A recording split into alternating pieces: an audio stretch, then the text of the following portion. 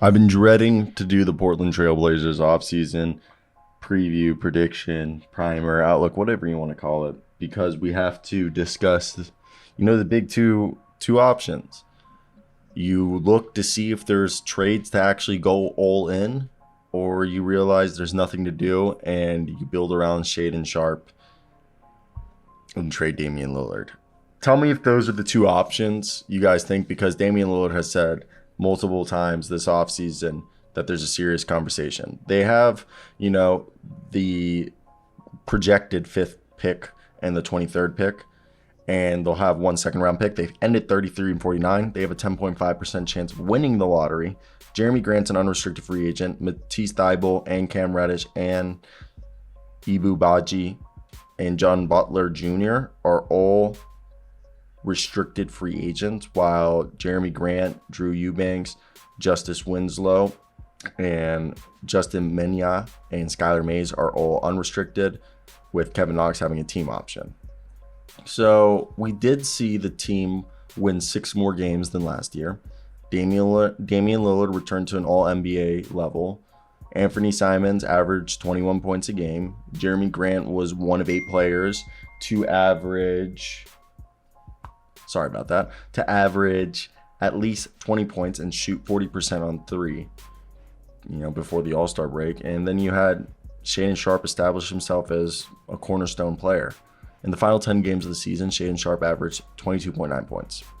And they have 2 first-round picks. And I've said if they do rebuild, they should go out, get Jarace Walker, and then maybe if G.G. Jackson's still available in the 20s, because I've seen him projected there, that'd be cool. Shaden Sharp, G.G. Jackson, Jarace Walker, maybe keep Anthony Simons, or you can even trade him. Be a fun team to watch. Now, after starting the campaign 10-4, they finished the season 23-45. The 33 wins were the second fewest wins in the Damian Lillard era. And they already have $86 million committed to Lillard, Simons, and Jusuf Nurkic next season. Trailblazers have to add to the roster, either re-signing their own free agents and their 3 draft picks.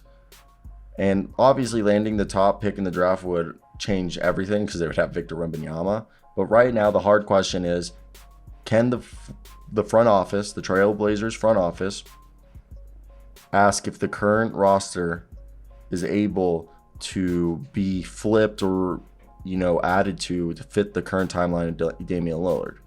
If that's not possible, in terms there's not the free agents or the trades, because right now, in a dream world, this is in a vacuum. In a vacuum, of course. This would be how it would all work. All right. Chris Middleton's a free agent, and they somehow sign Chris Middleton. Okay. And they trade Jusuf Nurkic for like Miles Turner or DeAndre Ayton or somehow. And then because they have the bird rights to Jeremy Grant, they bring back Jeremy Grant. And next year's roster is like Chris Middleton, Jeremy Grant, Anthony Simons, Damian Lillard, Miles Turner, because, they bring in, it would just be so hard to do this. It's a very pipe dream, and it's just bringing in you have to bring in 2 other all-star caliber players. And I think it's very hard. So now, if it doesn't, does a player like Simons become expendable? Last offseason, the Trailblazers were willing to acquire a veteran in Grant, but at the cost of a future first, not a player. And they have $43 million. That's the number Portland will have an eye on this offseason if it wishes to stay below the luxury tax and still re-sign Grant, Reddish, and Thybulle. Portland has $121.6 million committed in salary, 6.5 for Knox, Jabari Walker, and Trendon Watford, and 2 first-round picks.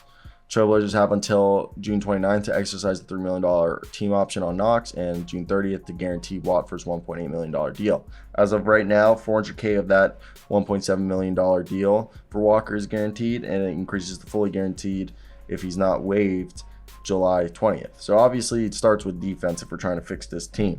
How do you fix it? Okay, because right now, if Portland expects to be a top 6 playoff seed or even win a championship, it can't be a bottom defensively. I mean, Thybulle's the right direction, a 2-time all-defensive team member, but if you're looking for defense, I mean, are you going to go out and try to get yourself someone like Dylan Brooks or Brooke Lopez? All right. I mean, there's not hella defenders. There's Harrison Barnes. You're obviously not bringing back Josh Hart. There's Bruce Brown out there. All right, got Grant Williams. And Kelly Oubre can slash, and he's a solid defender, but impact doesn't reflect the physical tools that he has. But Oubre's be an upgrade. I mean, Trey Jones is another guy who can play some defense. And you continue to go through, it gets, a little drier and drier. I mean, KJ Martin's a guy who could be someone. And then you have yourself, Jalen McDaniels, other guys who could be defenders. Again, it's not, Naz Reid's not insanely good at defense, but he's definitely capable. Ayo Dosunmu's a guy who'll be a free agent. The further we get down this list, it's not as pretty. Yuta Watanabe, defensive-minded guy. His jumper's fallen, but, he kind of started to get less and less playing time. Dante DiVincenzo. Like, you seeing what I mean? Like, are those guys really going to, take them up over the edge? I don't know. Though a day to watch, June 30th is the last day Jeremy Grant can sign a 4-year, $113 million extension before becoming a free agent. Grant averaged 18.8 points on shooting 38% from three after the All-Star break, and he's seen his percentage drop significantly from 62% on layups and dunks prior to the All-Star break to 49% in the last 2 months, according to Second Spectrum. The first year of Grant's extension will be $25 million, and there are 6 teams projected to have more cap space than that this summer. Portland would not have any cap space even if it loses Grant. So they can go over Grant. That's why I'm saying, like, in a dream, that pipeline in a vacuum dream of somehow figuring out how to do that. But besides the improvement defensively, the primary focus is addressing the bench. They ranked last in points per game from the bench. A bigger reason is the heavy burden on their starting lineup. The bench played the second fewest minutes per game, only behind the Toronto Raptors. And because they failed to make the playoffs, Portland will continue to owe a top 14 protected pick starting 2024. And if this isn't conveyed over the next 3 seasons, it's not conveyed at all. So the Trailblazers,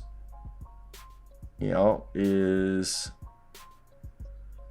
like, look, they're allowed to trade this year's pick, but there are no restrictions when the first they owe to New York can be traded either. So, and they have 4 second round picks. It's just a really hard situation because it's what's the right strategy here? I don't know, and I don't want to sit here and be like it doesn't make sense. All right, it doesn't make sense because in a way it doesn't make sense. So I think we can all agree that when you look at this current situation, what is the best way to go about it? And that's unknown, because I feel like this is a situation we haven't been put in ever to think about, because most of the time when you blow up a team or you want to trade a star player, there is star players available for trade, but none of the star players like Zach LaVine, DeMar DeRozan, if those guys become available, are they really going to take you over the edge? I don't think so.